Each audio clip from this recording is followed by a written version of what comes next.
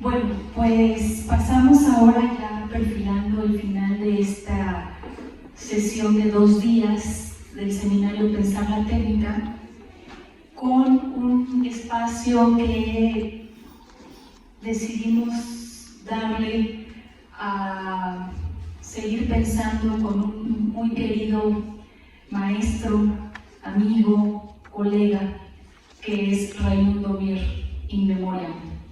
Se nos fue en cuerpo, pero no en alma, ni en mente, ni en preguntas. Pues estamos aquí algunos que, están aquí algunos que pudieran dar algunas palabras a Raimundo Mier, recordando a ese pensador en escena, recordando a ese gran maestro que, decía él, cuando un alumno me pregunta, profesor, ¿qué es lo que usted ha dicho? ¿Podría repetirlo? ¿Podría volver a decir lo que ha dicho con más calma? Y Raimundo contestaba, no lo puedo repetir porque es una bestia, lo que he dicho es una bestia que se ha escapado y anda por ahí entre ustedes, atrápenla si pueden, y me dicen. Y comentaba también Raimundo que cuando salía de clase siempre salía transfigurado, siempre salía otro que aquel que entró, muchas veces un monstruo que incluso él mismo no reconocía, pero que en esa monstruosidad pues radicaba su condición de ser profesor. Un pensador monstruoso, diría yo, en escena, monstruoso en el sentido de esa transfiguración, y que siempre provocaba a Raimundo. Cuando uno iniciaba la clase con él, apenas al principio que uno decía, oye Raimundo, en este texto sobre la experiencia, me extraña que no esté Nietzsche, pero apenas sentándonos al asiento, ni siquiera había empezado la clase. ¿Y por qué no está Nietzsche en este texto sobre la experiencia? Ah, sí, a mí también me pareció muy extraño que no esté Nietzsche, porque Nietzsche, y se iban las 3 horas de clase con esas ideas que él dejaba siempre de manera muy provocadora, de manera muy incisiva, en fin. Pues sin más, le doy las palabras a Alberto Constante, a Marco Jiménez, a Sergio Espinosa, para hablar en memoria sobre Raimundo Mier. Si les parece bien, vamos en este orden, empieza Alberto Constante. Bueno, déjame decirles que yo conocí a Raimundo Mier, sí, gracias justamente a Marco, y para mí fue muy sorprendente, ¿no? Sí, yo nunca había visto una persona que tuviera tal capacidad discursiva, sin comas, sin puntos, no tenía, vamos, agarraderas, ¿no? No tenía recargaderas, nada, absolutamente. Era un discurso de veras que luminoso, así iba poniendo un poco lo que estaba diciendo ahorita Ana. Hubo siempre un motivo y él empezó a discurrir, ¿no? Y era muy asombroso porque ahí uno podía ver a una gente absolutamente entrañable, una gente que literalmente estaba entregada al conocimiento. Son esos seres raros, excepcionales, porque nunca dejaba de estar en ese territorio, ¿no? Nunca como bajaba al mundo, era como siempre estar flotando, como siempre estar en otra dimensión, que era precisamente donde él sigue enriqueciendo y nos enriquecía a nosotros, ¿no? Su maravilloso discurso y su presencia, ¿no? Yo, para mí, fue verdaderamente una pérdida, no solamente porque la pandemia, se llevó muchos amigos míos, ¿sí? Que podríamos pensar por edades, es obvio, ¿no? No, curiosamente hay gente mucho más joven, ¿no? Gente joven, gente mediana, ¿sí? Ya mayores, pero siempre una muerte es todas las muertes.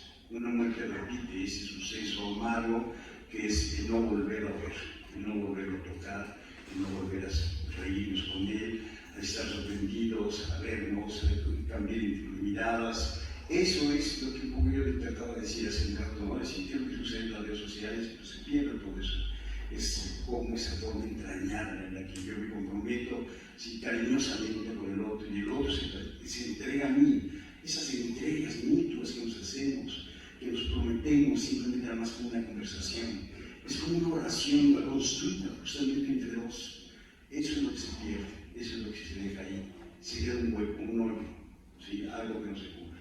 Por más que uno quiera seguirlo cubriendo con sus textos, que también son excepcionales, ¿sí? Esa presencia es muy dolorosa, muy triste.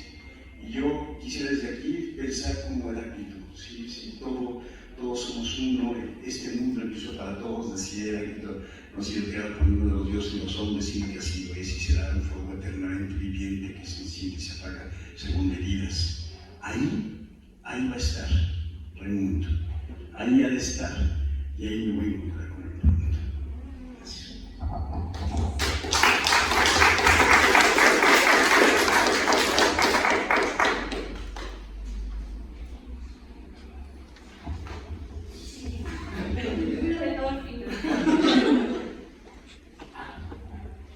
Después de tu conferencia y nos dices esto, pero la verdad es que no recordaba que yo te había introducido con Raimundo, y la verdad que yo conocí a este señor por Raimundo. Entonces ahí vamos, digamos, en ese orden. Yo conocí a ese. Entonces, bueno, el cariño, el afecto, las enseñanzas, porque Raimundo no fue otra cosa, seguro que muchas cosas más, pero fue un gran maestro. Él se calificaba a sí mismo como maestro. Dice Ana María, y es verdad, empezamos la clase y, bueno, Heidegger, que no era de sus preferidos, no, yo no sé nada de ese padrecito, pero bueno, y empezaban a hablarse, hablar, ¿no? De cualquiera. Y digamos, en un tono crítico, pero también recuperando siempre, problematizando lo que ellos decían, reconocía. Yo recuerdo que durante años me lo pasé escuchando, haciendo críticas terribles a Lévi-Strauss, y sin embargo, cuando muere Lévi-Strauss, él da una conferencia ahí en Arania, en México, y fue una conferencia maravillosa. Yo no podía entender cómo podía hablar él tan enriquecedoramente de un autor que sabía yo que era un gran autor, pero Raimundo de pronto doblaba lo que decía y planteaba cosas diferentes. Por su parte, nos deja algo de, como diría Derrida, nos da la muerte, ¿no? Nos deja su muerte. Quizás es el último gran don que tenemos para los demás, porque la muerte nuestra no nos la llevamos con nosotros, sino que se las dejamos a los demás para que hagan con ella lo que corresponde hacer.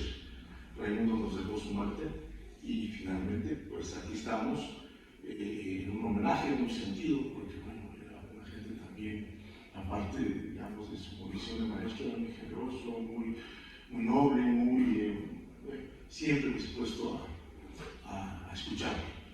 Yo hace aproximadamente 20 años escribí unas cuantas palabras para un homenaje que se hizo aquella vez y lo titulé así. Hubiera querido hacer otra cosa para este día, pero no tengo palabras, ¿no? En aquel momento le titulé así este texto: palabra y gesto, la inefable experiencia de la transmisión. Para Raimundo Mier. Convencido de que el lenguaje no está hecho de palabras, ¿cómo escuchar a aquel que con ciertas palabras se distingue cuando habla? ¿Cómo leerlo en su escritura? Situado en un extremo del salón de clase como un viajero que emprende un viaje, maniobra con su fabulosa memoria e intuición los instrumentos que habrían de conducirse en retorno a una experiencia donde él mismo se ofrece como un pensador en escena. ¿Pero de qué se trata este curso? Nadie lo sabe. ¿A dónde nos dirigimos? ¿Se pretende que aprendamos lo que se dice? ¿O hay algo en lo que se dice que no está dicho y habría que pensar? ¿Será la verdad lo que nos convoca? ¿Las certezas de una funcional promesa institucional? ¿O repentina frustración? No es así. Estamos frente a lo desconocido, ante la existencia de un ser cuyas formas y carácter lo hacen inaprensible y reconocible. encarnación del misterio que invita a una infinita búsqueda de aquello que no admite desciframiento alguno, sino que solo deja rastros, borrosas huellas, que como en un palimpsesto habría que volver a garabatear. Sacrificio inútil, ese de la transmisión que se expande entre las paredes, las bancas, los cuerpos y la duración para finalmente solventarse en un eucarístico gesto. Entre apuntes y grabadoras se miran y escuchan a través de los ojos los tensos trazos que intenta ilustrar lo que el instante sonoro deja escapar sin proponérselo. Quizás nos obliga a preguntar solo para que en su siempre atenta reflexión se disperse aún más el prolífico azar. Autonomía, autopoiesis, imaginarios, dirán unos, deconstrucción, diferencia, afirmarán otros, faneroscopista, pragmaticista, representamentista. Se podría preguntar hoy aquí qué realmente es lo que caracteriza a sus intenciones. Algunos más formales lo entienden como lingüista o como filósofo o lo prefieren como antropólogo. Imposible fijarlo, contenerlo. Crítico acérrimo de sectas y mandarines, de dogmas fundacionales y de modas oportunistas, trata a los clásicos como contemporáneos y a algunos actuales como clásicos. No se amedrenta con el universalismo ni corre a refugiarse dócil y apaciblemente en el tan políticamente correcto particularismo relativista de nuestros días. Crítico del psicoanálisis y de sus practicantes, quienes masoquistamente no dejan de recurrir a él, no para recuperar sus reflexiones, sino para ser exhibidos una vez más. Su enseñanza nunca se detiene, es un incesante fluir de ideas, de imágenes, de afectos siempre renovados. Ninguna sesión es la misma, aunque el rótulo que la anticipe se repita. Sin embargo, la sospecha permanece. Algo nos quiere decir, sin duda insiste, persevera en algo que aún no comprendemos, pero que algunos creemos intuir. Se trata de pensar, pero al mismo tiempo de ir en contra del propio pensamiento. Ahí radica parte del ritual peculiar de la inefable experiencia de la transmisión, pero sin duda también ahí se expresa el vínculo afectivo, ese don que como un gesto singular hace circular nada para que todo quiera ser dicho, pensado, deseado hasta la saciedad de lo imposible. La ironía suscribe sus gestos, imperturbable atraviesa con sus ideas a esos plumbios personajes propietarios de temas y autores que todo lo saben y que resuelven con tautológicas fórmulas. Por el contrario, se muestra atento y franco frente a las espontáneas interrogantes que se le plantean e incluso se reconoce ajeno o ignorante de algunas de ellas, así como en otras tantas ocasiones agradece abiertamente las retribuciones de saber. Con frecuente sencillez se niega a hablar de pensadores que dice desconocer para luego dedicar sesiones enteras a su obra, a actualizarlos, a criticarlos, a reconocer sus implicaciones y conexiones con otros autores y con nuestro mundo contemporáneo. Durante horas un desfile interminable de cafés puebla su mesa, mismo que endulza con el polvo de los gises que utiliza para rayar el pizarrón. Sus manos hacen las veces de borrador. Al final de la clase, como un enyesador profesional, sacude sus ropas y gentilmente se despide, dejando una huella más en el saludo. Pero ahí, en ese momento, apenas empieza su enseñanza. En la distancia y en la lejanía de su existencia, es precisamente cuando nos percatamos de su cercanía. No hay que hablarle ni escribirle, él pulula en nuestro pensamiento y quehacer cotidianos. Cesa una presencia en el aula, aparece una existencia en el mundo y como una comunidad inconfesable, acéfala e invisible, en recónditos lugares nos volvemos a encontrar, a veces para disfrutar, para continuar la loca carrera en un curso, una conferencia, un seminario, un escrito y otras para detenernos a sentir, a experimentar lo que se lleva a aquello que ya no retornará. Siempre he pensado que los homenajes se hacen a los muertos, a los héroes, a los símbolos patrios. Hoy estamos aquí no para construir un monumento a alguien, ni para brindar honores a nadie. No venimos a rendirnos sumisos a ningún personaje posadero. Por el contrario, el mejor reconocimiento que se puede hacer a un maestro entrañable, sobre todo cuando está entre nosotros, no solo como un recuerdo, sino presente, es el combate, el de la resistencia y la atención de sus ideas. Luchar con ellas, pero también contra ellas, no permitir que se petrifiquen u olviden, sino recrearlas aún en contra del propio maestro, porque se le puede traicionar de muchos modos, no solo borrando su nombre en nuestras tesis o dedicatorias, sino sobre todo repitiéndolo, copiándolo, sin crítica, sin oposición. Gracias.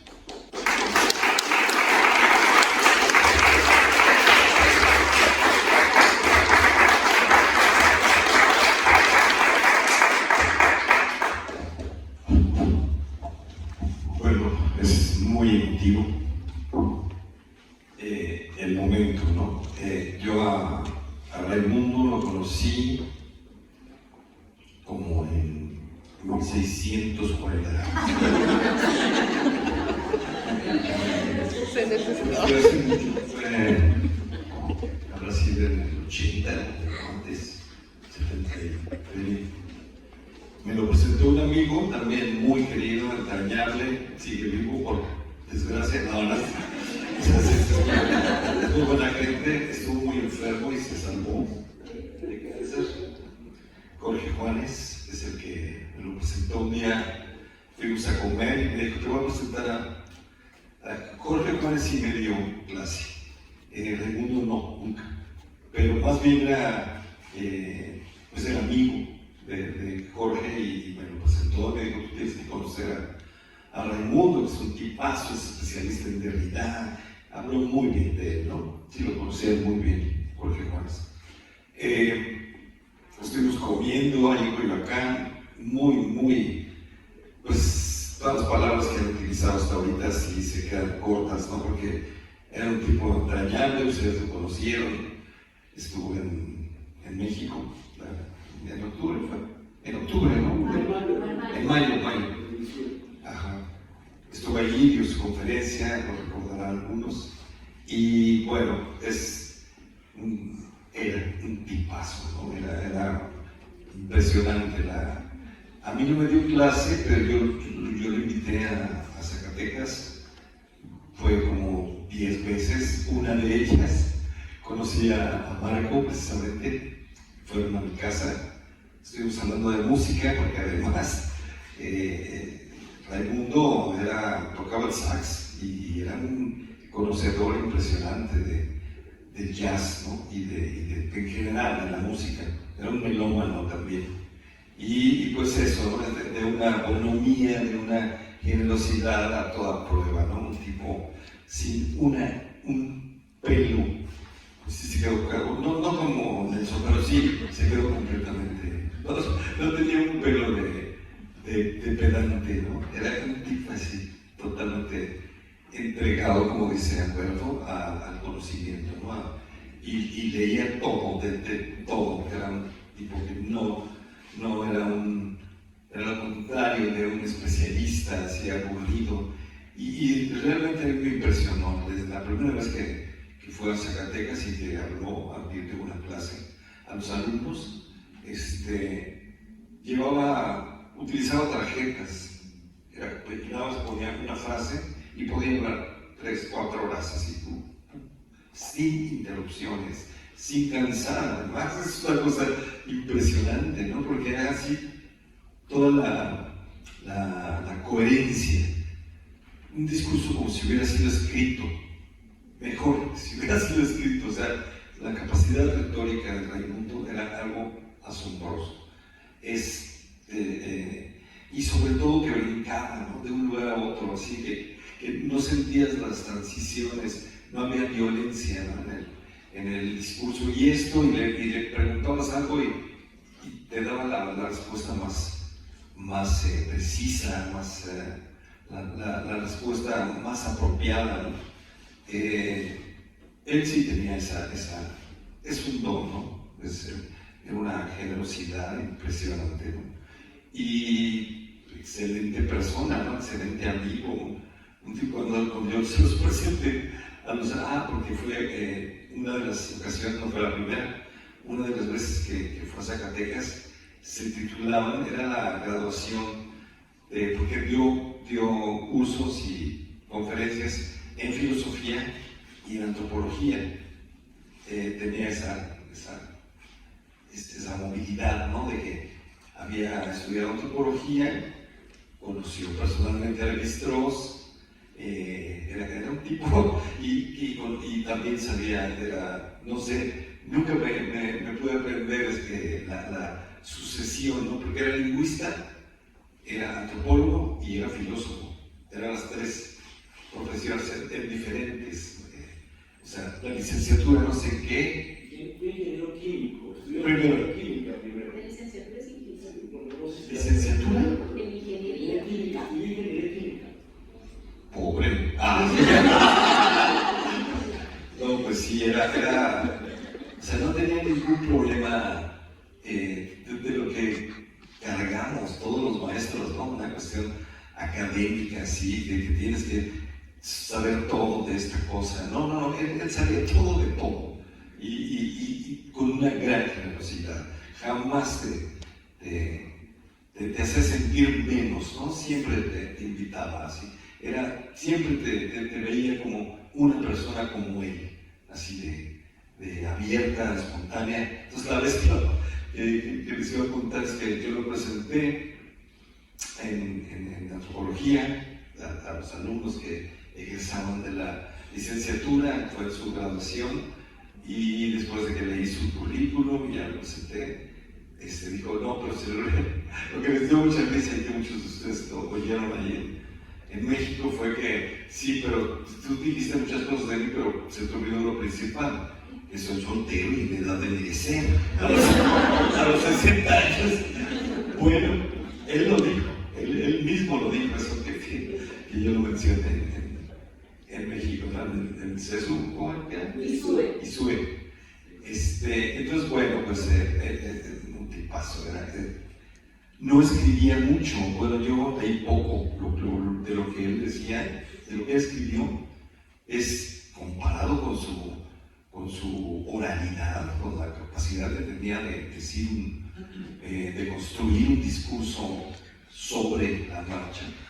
Pues no, era muy poco, ¿no? Lo que había escrito. Era totalmente socrático en esto.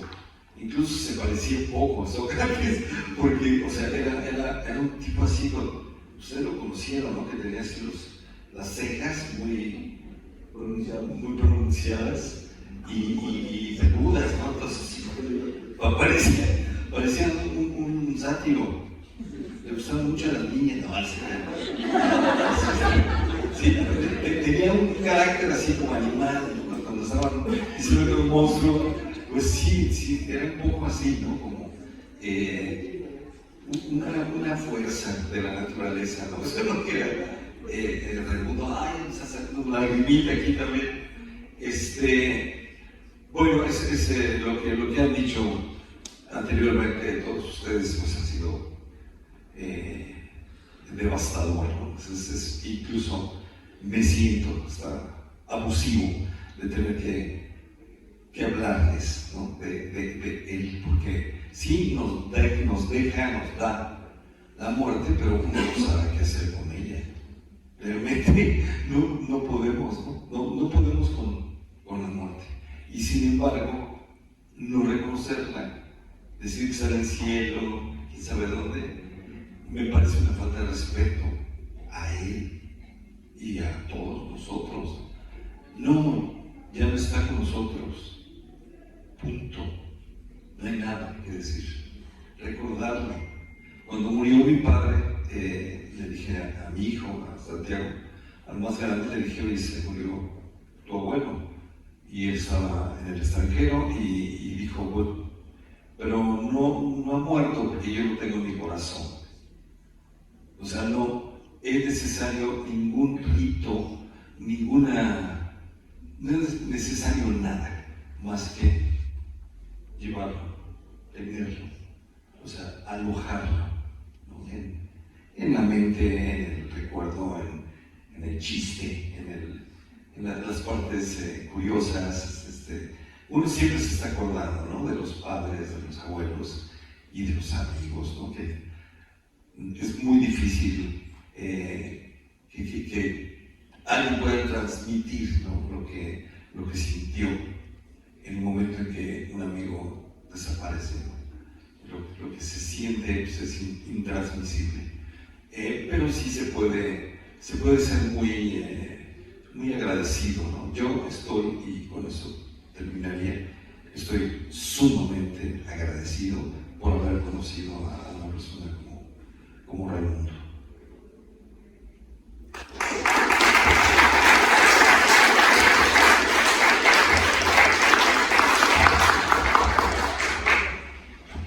Bueno, pues muchas gracias por estar aquí en este momento.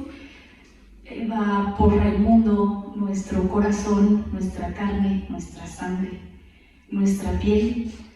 Va por el maestro, va por el pensador en escena, va por el viajero incansable, va por el centauro del pensamiento. Gracias, Raimundo, muchas gracias. No sé si alguien de ustedes quisiera comentar algo o vernos a chillar allá afuera. Bueno, pues muchísimas gracias. Gracias a Raimundo, gracias a Alberto, gracias Marco, gracias a